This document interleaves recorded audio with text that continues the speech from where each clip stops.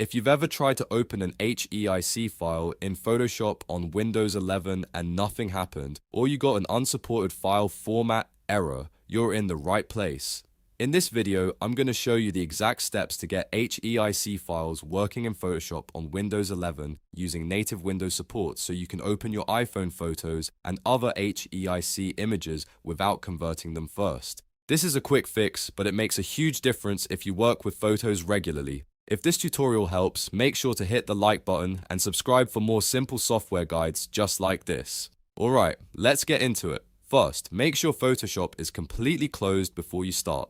This is important because once Windows installs the required codec packages, Photoshop needs to reopen fresh so it can detect the new support properly. If Photoshop is already running, just save your work and close it fully. Now, on your Windows 11 PC, open the Microsoft Store. You can do this from the Start menu or by searching for Microsoft Store in the taskbar search box. Once the store opens, use the search bar at the top to look for HEIF image extensions. This is the first package you need, and it's published by Microsoft. Install it and wait for it to finish completely. After that, go back to the search bar and look for HEVC video extensions. This is the second package you need. Even though the name says video, this is actually the codec that helps Windows decode HEIC image data properly. In many cases, this is the missing piece that allows Photoshop to read the file correctly. This extension is also published by Microsoft, and it usually costs a one-time fee of $0.99. Once you purchase or install it, let it finish downloading and installing. At this point, both components should be on your system.